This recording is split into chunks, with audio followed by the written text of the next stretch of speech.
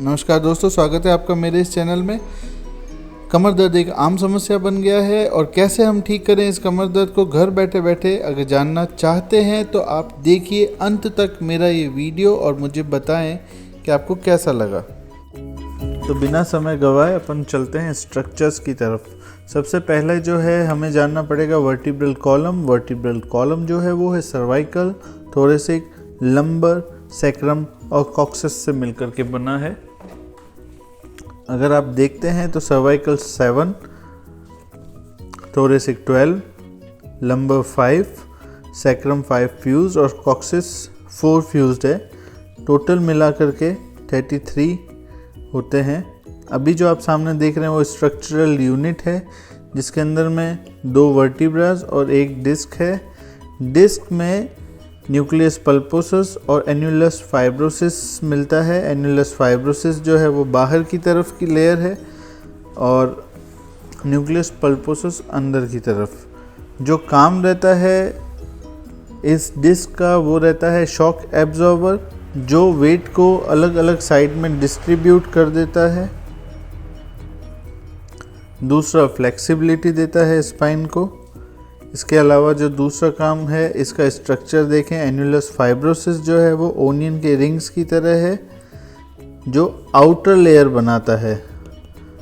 Outer layer जो बनाता है वो एन्युलस फाइब्रोसिस बनाता है, बिल्कुल ओनियन के रिंग्स के जैसा होता है। इनर लेयर जो बनाता है वो न्यूक्लियस पल्पोसस बनाता है जो कि मार्बल के जैसा दिखता है।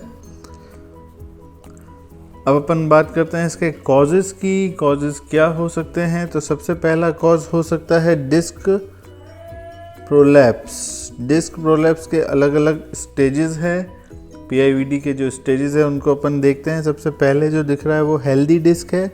दूसरा है डिस्क डीजनरेशन, जिसके अंदर में एन्युलर फाइब्रोसिस जो बाहर की लेयर है वो टीयर होने लग गई है। डिस्क प्रोलैप्स के अंदर में टीयर तो हो जाती है पर जो न्यूक्लियस पल्पोसस जो फ्लूइड है वो बाहर नहीं निकलता है। अगला है एक्सट्रूशन। एक्सट्रूशन में बाहर निकल जाता है न्यूक्लियस पल्पोसस और इसकी वजह से पेन होता है, नर्व का इरिटेशन होता है। और सिक्वेस्ट्रेशन जो कि सबसे लास्ट स्टेज है जिसके अंदर में न्यूक्लियस पल्पोसस जो है वो बाहर निकल जाता है और अलग हो जाता है। इस कंडीशन में ऑपरेशन की ज़रूरत पड़ती है। इसके अलावा दूसरी जो स्टेजेस है इसके अंदर में हम एक्सरसाइज करके अपने आप को ठीक कर सकते हैं। अगर अपन एमआरआई देखते हैं तो एमआरआई में हमको अलग अलग स्टेजेस देखने को मिलती है। पहली स्टेज में डिस्क प्रोलैप्स दिख रहा है और जो लास्ट स्टेज है वहाँ पर सिक्वेस्ट्रेशन दिखाई दे रहा है। आगे चलते हैं तो हमें देखने में पता चलता है इसकी स्टेजेस है पार्स इंटरकुलरिस, स्पॉन्डाइलोलाइसिस, स्पॉन्डाइलोलिस्थेसिस। स्पॉन्डाइलोलिस्थेसिस में पीछे बिल्कुल ही अलग हो जाता है ये पार्ट और बहुत ही पेनफुल रहता है ये। एक चीज़ होती है बैक पेन के लिए जिसको शियाटिक नर्व कहते हैं। शियाटिक नर्व का कंप्रेशन जो है वो भी बैक पेन लाता है। इसके अलावा मैं बात करूँगा डर्मेटोम्स की। डर्मेटोम्स दोस्तों, जैसा कि हम जानते हैं कि स्पाइनल कॉर्ड के थ्रू ब्रेन जो होता है पूरी बॉडी पर कंट्रोल रखता है और स्पाइनल कॉर्ड जो है वर्टिब्रल कॉलम के अंदर सुरक्षित रहती है।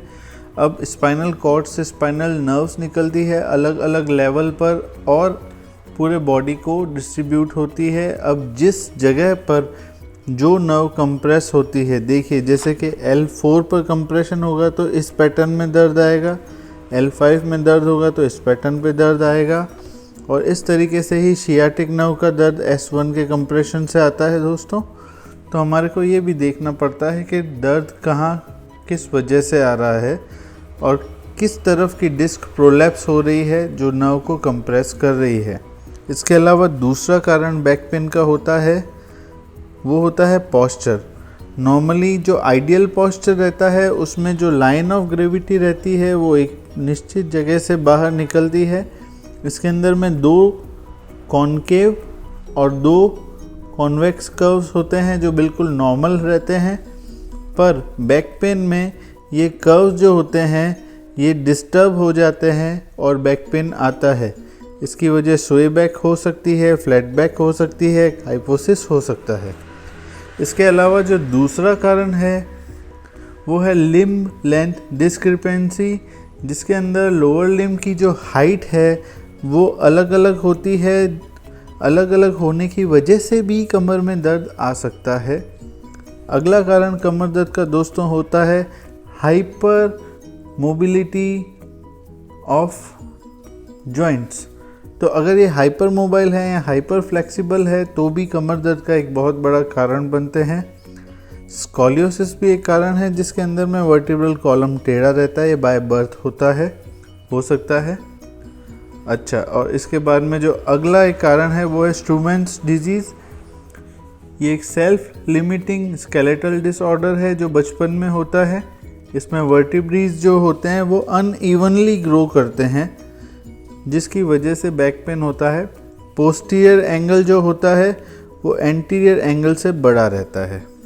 दोस्तों, घर बैठे ही हम कमर दर्द को कुछ आसनों के द्वारा ठीक कर सकते हैं। बहुत ही आसान से आसन है।